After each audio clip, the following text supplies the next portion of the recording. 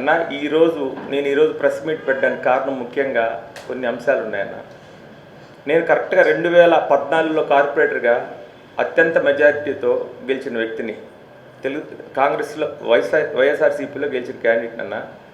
అయితే నాకు తెలుగుదేశం పట్ల కొంచెం వాళ్ళలో పోతే అభివృద్ధి చెందుతుందని వాళ్ళ ఆలోచనలు నాకు నచ్చి, చంద్రబాబు నాయుడు యొక్క ఆలోచనలు నాకు నచ్చి, నారాయణ సార్ చేస్తున్న పనులు నాకు నచ్చి నేను వాళ్ళతో వెళ్ళడం జరిగిందన్న.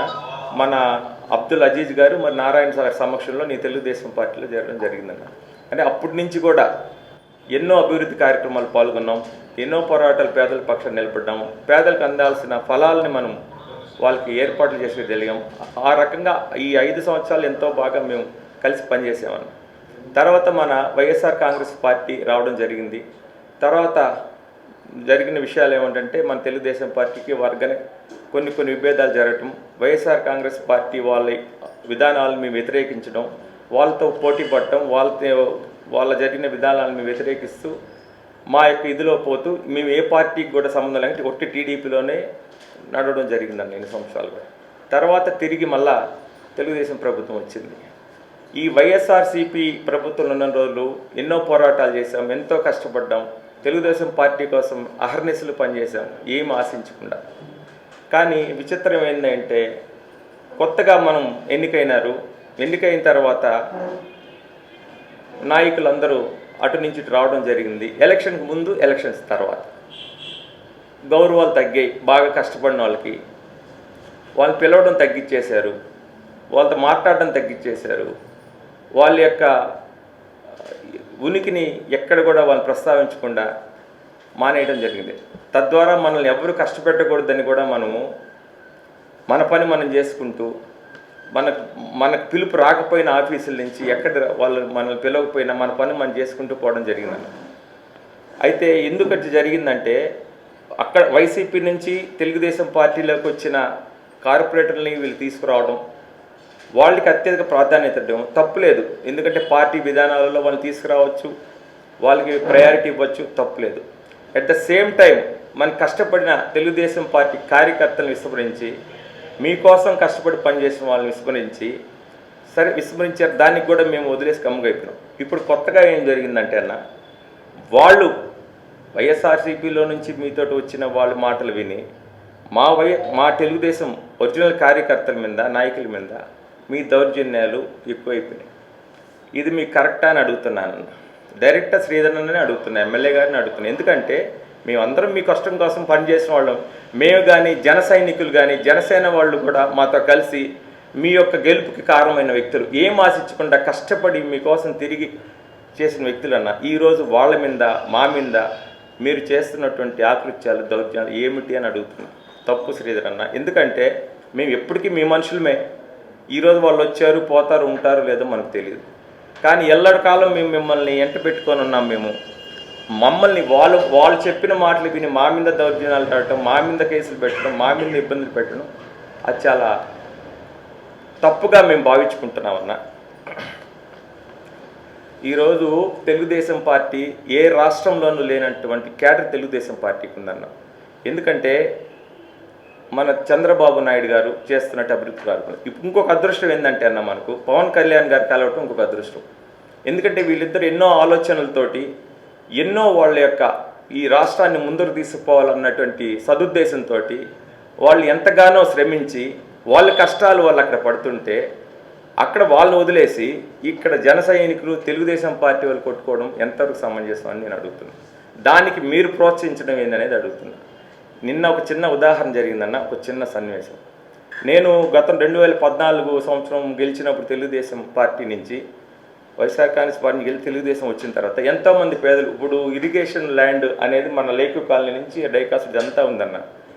చాలామంది పేదలు నా దగ్గరకు మేము ఇన్ని సంవత్సరాల నుంచి ఉంటున్నాము, ఏదన్నా మీరు సహకరిస్తే ఆడొక చిన్న ఇల్లు వేసుకుంటే, అయ్యా అది ఎప్పటికైనా పోయే స్థలాలే, మీరు వేసుకునే పని తీసుకోండి అది ఎంతో కొన్ని వందల మంది వేసుకున్నారు. దాంట్లో మనతో బాగా కష్టపడి తిరిగినటువంటి వ్యక్తులు ఉన్నారు.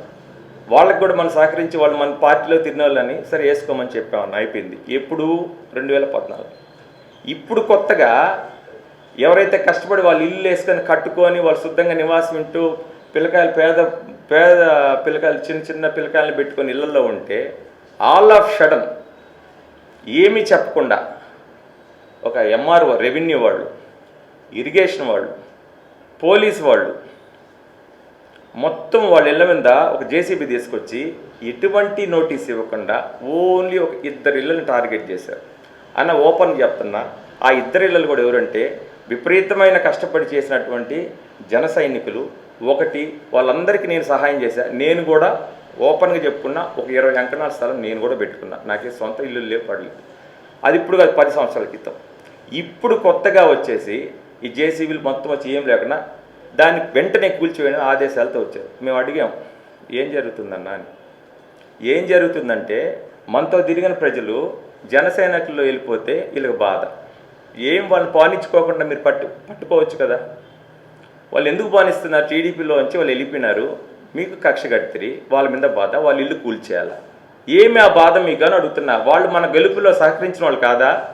మనం ఈరోజు అధికారంలో ఉంటే వాళ్ళు మనల్ని సపోర్ట్ చేసిన వాళ్ళు కాదా? ఎంతో నిస్వార్థంగా మనకు పనిచేసిన వాళ్ళు కాదా? వాళ్ళ మనుషులు మన మనుషులు కాదా? ఎందుకు వాళ్ళ మీద వివక్ష? వాళ్ళకి నేను సపోర్ట్ చేశానన్నా. కాదయ్యా, మీరు కొట్టారు, ఇబ్బంది లేదు, ఇదంతా చెరువు పొరంబోకే, ఇబ్బంది లేదు, వేసుకున్నారు, 1500 ఇల్లులు ఉన్నాయి, తప్పులే. మీరు ఏమాత్రం వాళ్ళకి హెల్ప్ చేయాలనుకుంటే అంతా సర్వే చేసుకోండి, చేయండి, న్యాయం చేయండి. ఎట్ ఏ టైం నోటీసులు లేకుండా కొట్టడం తప్పు అని అట్టడం జరిగిందండి. దానికి మించి ఏంలే. నా తరఫున వచ్చారు జన సైనికులు, వాళ్ళని కాపాడుకోవడానికి. వాళ్ళ వీర మహిళలు, వాళ్ళ జన సైనికులు అందరూ కూడా వచ్చారు. వాళ్ళు రావటం, వాళ్ళతో వీళ్ళు వాగ్యుద్ధం జరగడం. నేను ఆల్రెడీ పొద్దున్న లేచి శ్రీధరన్న కాడికి పోయి, అన్న ఏందన్నా గిరన్న, మనకు వాళ్ళందరూ పని చేసిన వాళ్ళు అయిపోయినాయి, నేను మీ మనిషిని అయిపోయినాయి, నేను తెలుగుదేశం పని నేను ఎక్కడ కూడా కాంప్రమైజ్ కాలా. ఈవెన్ మా వార్డులో మా సొంత అన్న కార్పొరేటర్ వైసీపీ అయితే మీకోసం వాళ్ళని కొట్టా నేను. సొంత అన్న ఈరోజు మాకు మాటలు లేవు, ఎందుకంటే వాళ్ళు వైసీపీ, మేము టీడీపీలో ఉన్నాం. వాళ్ళు విపరీతంగా దౌర్జన్యాలు చేస్తున్నారు, లేఅవుట్లు వేసి అమ్ముకున్నారు, అంతకుముందు నాయకులు వేసుకున్నారు, గొడవ వచ్చింది. మేము తెలుగుదేశం సైడే నిలబడ్డాం, కొట్లాడాం. ఈరోజు కొత్తగా మీరు వాళ్ళందరినీ మీ పార్టీలో చేసుకుని వాళ్ళ మాటలని ఈ జనసేన వాళ్ళందరినీ మీరు గెలుపుకొని వాళ్ళందరినీ ఇబ్బంది పెట్టడం ఏంటి అని అడుగుతున్నాను. నేను వెళ్ళి అడిగితే వెంటనే, అరే ప్రశాంత్, ఇది మొత్తం కలెక్టర్ నాయన, కలెక్టర్ కాడి నుంచి వచ్చింది, మనం ఏం చేయలేం అని. అట్లా కాదన్నా, నేను ఓపెన్ చెప్తున్నాను, అది తప్పే. ఇరిగేషన్ స్థలంలో ఇల్లులు కట్టుకోవడం తప్పు, ఎవరికైనా తెలిసిందే. కానీ మీరు ఒక మాట చెప్పి కలెక్టర్ గారి కథ ఎంక్వైరీ లేపించుకొని లేకపోతే ఏదో చేసుకొని వాళ్ళకి ఏదో న్యాయం చేయాలి. కానీ వెంటనే వచ్చి కొట్టేయడం ఏందన్న అంటే, కలెక్టర్ గారు చెప్పారయ్యా, కలెక్టర్ గారు చెప్పారు. సరే గిరన్న కాడికి పోతుంది అన్న, ఏందన్నా ఇది, నేను మీ పనిచేసేవాడిని, మీరు ఇంకా మమ్మల్ని ఆహ్వానం లేదు, మాకేమీ లేదు, ఏమీ లేదు, అయినా మేము సిగ్గు, శరము, లజ్జ, మానం, మర్యాద మానుకొని మీ చుట్టూ తిరగతాం. ఎందుకంటే అది మీకోసం కాదన్న, తెలుగుదేశం పార్టీ మీద అభిమానంతో తిరిగేవాళ్ళం అన్న మేము. మీరు కనీసం ఒకసారి పిలిస్తే ఖచ్చితంగా వస్తాం. మాకు పిలుపులు లేవు, పాడులు ఏమి లేవు. మీ దగ్గరికి వచ్చి మీ చుట్టూ అన్న నమస్తే నమస్తే మీరు పట్టించుకోలేదు. సరే, మీకు ఇష్టం లేనప్పుడు మనం రావడం కూడా పోలే. కానీ మా కార్యక్రమాలు, తెలుగుదేశం కార్యక్రమాలన్నీ మేము చేయడం జరిగిందన్న, దాంట్లో ఎటువంటి ఇది లేదు. అది అడిగితే ఇది కలెక్టర్ గారు ప్రశాంత్, మనం ఏం చేస్తాం, మనకు సంబంధం లేదు, అధికారులే వస్తారు. సరే అన్న, వెళ్ళాను. వెళితే ఇదిగోండి ఈ మొత్తం రెవెన్యూ డిపార్ట్మెంట్, పోలీసు మొత్తం వచ్చేస్తున్నారు జేసీబీ పెట్టుకొని. వాళ్ళని అడిగాం మేము, సార్ ఏంటి సార్ ఇదంటే, ఇక్కడ కంప్లైంట్స్ వచ్చాయండి. ఏం సార్, ఈ 1500 మందికి ఇక్కడే కంప్లైంట్ వచ్చిందా ఈ 2 ఇళ్ళకి అని అడిగాం. అవునండి, ఇక్కడే వచ్చింది. ఎవరు ఇచ్చారు సార్? స్థానికులు ఇచ్చారు. ఏమని ఇచ్చారు సార్? ఇక్కడ అసాంఘిక కార్యక్రమాలు జరుగుతున్నాయని వచ్చాం. ఇది పార్క్ స్థలం అంట. ఇరిగేషన్ స్థలం, పార్క్ ఎక్కడి నుంచి వచ్చింది సార్? ఎవరి కళ్ళల్లో ఆనందం చూడాలని ఇవన్నీ చేస్తున్నారు మన శ్రీధరన్న, నాకు అర్థం కావట్లేదు. వాళ్ళు శ్రీధరన్న దయచేసి వాళ్ళు మీ దగ్గరికి వచ్చి, మీరు ఆల్రెడీ మాతో చెప్పున్నది ఏంటంటే, ఉన్న యథార్థాన్ని నేను పరిశీలిస్తానయ్యా, చెప్పుడు మాట్లాడినాను. ఇప్పుడు జరిగేదంతా అదే కదన్నా. ఈ చింజక్కులు ఏదో వేస్తున్నారు, మీ చుట్టూ ఉండేవాళ్ళు వాళ్ళే కదా. వాళ్ళని పెట్టుకొని అసలైన మా లాంటి కార్యకర్తల నాయకుల్ని మీరు ఏ రకంగా మమ్మల్ని నుంచి చేస్తున్నారని చెప్పారు. నిన్న వాళ్ళు వచ్చారన్న, జనసేన వాళ్ళని కాపాడుకోవడానికి వాళ్ళు వచ్చారు. ఆమె పేరు కూడా కోఆర్డినేటర్ నాగరత్నమ్మ, కోఆర్డినేటర్ 4 డిస్ట్రిక్ట్స్కి ఆమె వచ్చారు. వాళ్ళతోటి ఆషిక్ అని వాళ్ళందరూ వచ్చారు. వాళ్ళు దేనికి వచ్చారు? వాళ్ళ జన సైనికుల్ని కాపాడుకోవడానికి వచ్చారు. వాళ్ళు కాపాడుకున్న తీరు చూస్తుంటే ముచ్చటేస్తుంది శ్రీధరన్న. వాళ్ళ మీద చూపిస్తున్న అభిమానాన్ని చూస్తే ముచ్చటేస్తుంది. ఎట్లా కాపాడుకున్నారంటే వాళ్ళకి పవన్ కళ్యాణ్ గారు నేర్పించినటువంటి సంస్కృతి, వాళ్ళ డిసిప్లైన్, క్రమశిక్షణ, వాళ్ళ విధేయత, వాళ్ళ సహనం, వాళ్ళు మాట్లాడే విధానం, నిజంగా వాళ్ళు సెల్యూట్ చేయాలనిపించింది శ్రీధర్ అన్న. ముచ్చటేసింది వాళ్ళని చూస్తుంటే. వాళ్ళ కోసం వాళ్ళు పాకులాట.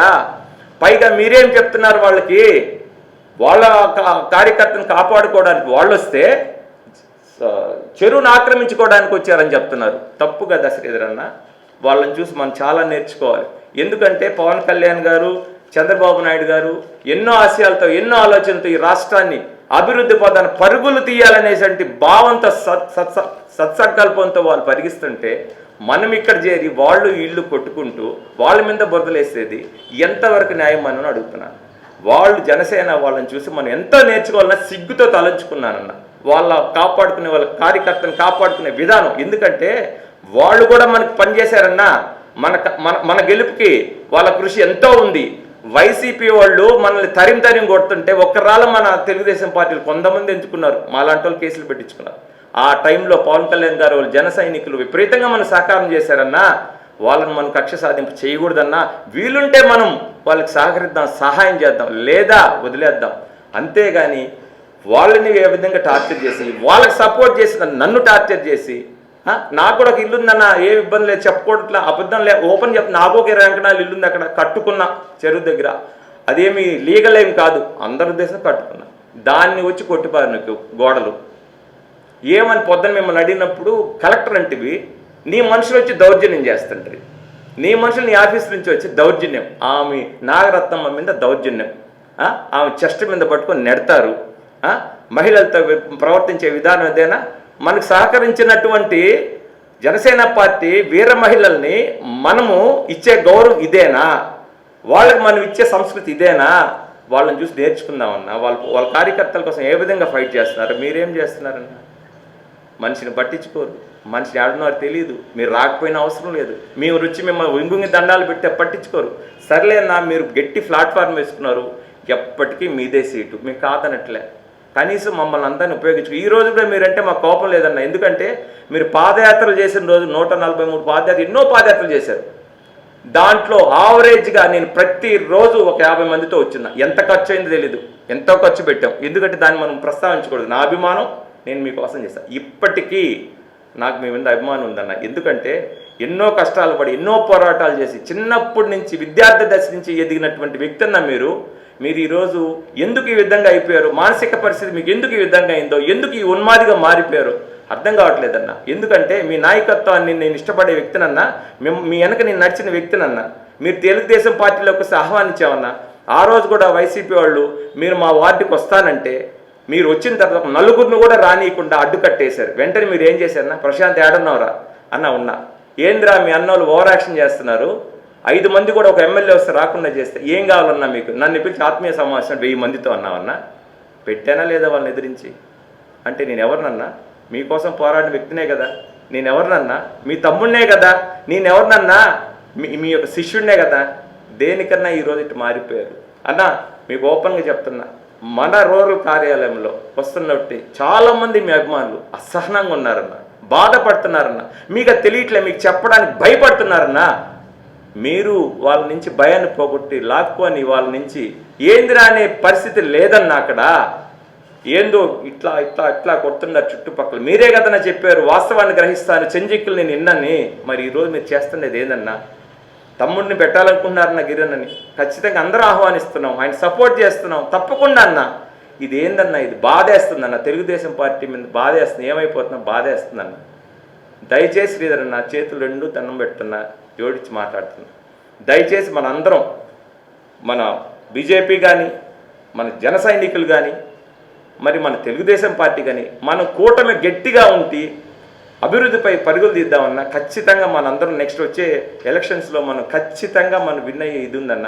అది చేతులారు చేయబోతుంది. వాడు మాట్లాడి వీడి నేనేందన్నా?